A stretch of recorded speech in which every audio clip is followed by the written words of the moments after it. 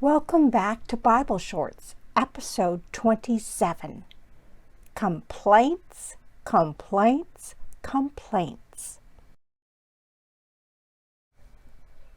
Remember in our last episode, the Israelites had crossed the Red Sea and escaped from Pharaoh's army. Well, then Moses led Israel from the Red Sea, and they went into the desert. And for 3 days they traveled without finding any water. And when they came to a place called Marah, they could not drink its water because it was bitter. So the people grumbled against Moses, saying, "What are we to drink?" Then Moses cried out to the Lord, and the Lord showed him a piece of wood.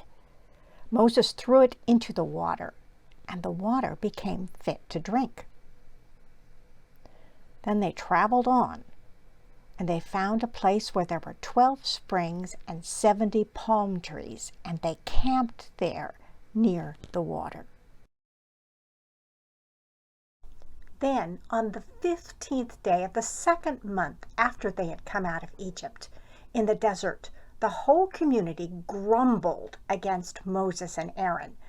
The Israelites said to them, "If only we had died by the Lord's hand in Egypt. There we sat around pots of meat and ate all the food we wanted. But you have brought us out into this desert to starve this entire assembly to death."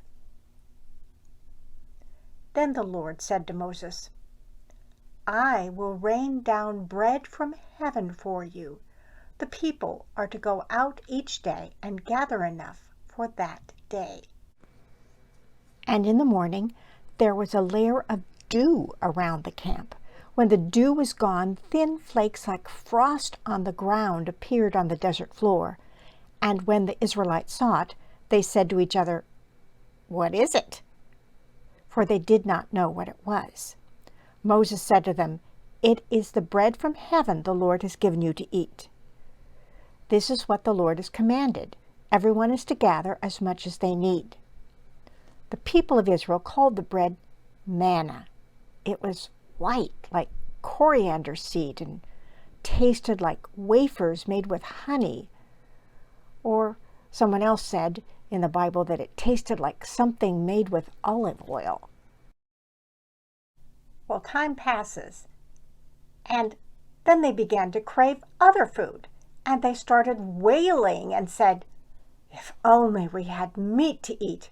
We remember the fish we ate in Egypt at no cost.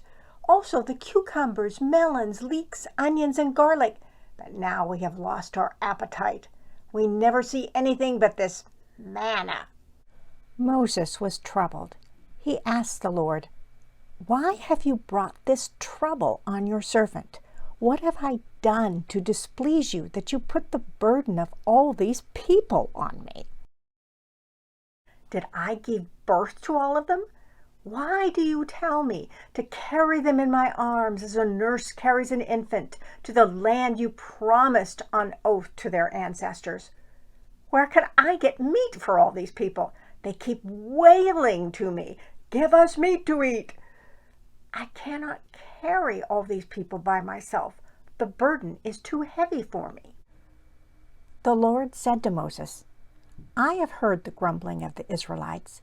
Tell them, at twilight you will eat meat, and in the morning you will be filled with bread. Then you will know that I am the Lord your God." Then a wind went out from the Lord and drove quail in from the sea. That evening, quail came and covered the camp, and they ate until they were sick. And they traveled on in the desert, but then they could find no water for the people to drink. So they quarreled with Moses and said, "Give us water to drink." And Moses replied, "Why do you quarrel with me? Why do you put the Lord to the test?" But the people were thirsty for water there, and they grumbled. They said, "Why did you bring us up out of Egypt to make us and our children and livestock die of thirst?" Then Moses cried out to the Lord, "What am I to do with these people? They are almost ready to stone me." The Lord answered Moses, "Go out in front of the people. Take with you some of the elders of Israel, and take in your hand the staff with which you struck the Nile. And go. I will stand there before you by the rock. Strike the rock." So Moses took the staff, as he had commanded him, lifted up his hand and struck the rock twice with his staff, and water came out abundantly, and the people and their livestock drank.